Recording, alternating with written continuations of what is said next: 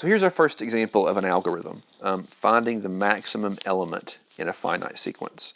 So the procedure is called max, and it takes as its input n integers. Now, this is something that I want you to pay attention to, so kind of key in right here. How do you know that there are n integers there? Well, you have these little subscripts. These are called your indices. Okay, so this A1 has a subscript 1, so this is at the very first place in the list. This has a subscript 2, so it's the second entry in the list. And we go up to n, so this is the nth entry in the list. That's important because when you're writing algorithms, the number of elements in the list are going to pop up frequently, like right here. So it takes this list of n integers. We're being told that they're integers. So the algorithm assigns max as a variable now, not as a procedure name, but as a variable. Max is defined to be the first entry in the list, A1.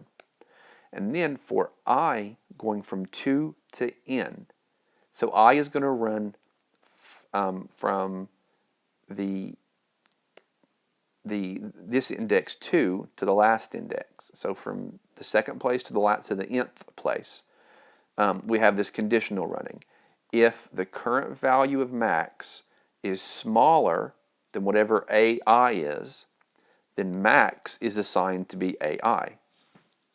So basically this algorithm compares the first integer with the second integer. Okay. Well, first of all, it assigns max to be the first integer. Then it compares the first integer with the second integer. And if the current value of max is less than what it's compared to, then max is reassigned. So it compares all of these integers together one by one, or it compares whichever one it thinks the maximum is one by one, going down the list until it gets to the last one. And it has to go through every single one of them. This algorithm does. And then it returns whatever the current value of max is. And max is the largest element. Okay. Now, I had thought about whether I should do lots of examples of running these, showing you how they work. And I decided not to, because I think it would be to your benefit to kind of fight through these. But most of the time, just to go through these yourself and try to work out how they work. I am going to do one. I am going to do this one, but this is probably the only one that I'm going to do, so you can see how this works. So why don't we take? I'm going to use red, because red will show up if I have to run down over where this slide is. So I'm going to run max of. So I need a couple integers. I'm just going to do 3, so it won't be that long. I'll take -1. No, I'll tell you what. Why don't I take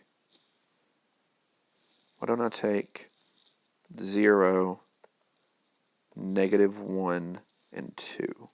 Okay, I'm going to run this max algorithm on this list, 0, -1, and 2. So I'm just going to go through the algorithm. It starts out by max being defined to be the first entry in my list. So start out, max is defined to be 0. Okay? Then the for loop starts. Okay? The for loop. So as I goes from 2 to n, so for my example, my n is equal to 3 because I have 1, 2, 3 elements in my list. So as I goes from 2 to 3, I'm going to check this conditional statement. So how does that work? Well, it works like this. So when I is equal to 2, if my current value of max is less than A2, then I'm going to reassign max to be A2. Sorry, it ran off the side of the screen. I apologize. So what happened here? So max is 0. That is less than it is not less than A2 because A2 is -1. So since this condition is not met, this statement never gets executed. And max is still equal to 0. Nothing changed with max. So now I is going to be equal to 3. And I run if max is less than A3, then max is redefined or reassigned to be A3. Well, max is equal to 0. A3 is equal to 2. So yes, max is less than A3. So that means I'm going to execute this statement. Max is assigned to be A3. So max is now going to be 2. And now I've ran through my entire list. There's nothing left for this for to execute. Okay, so I'm going to exit out of my loop, and it's going to return max. So my algorithm is going to return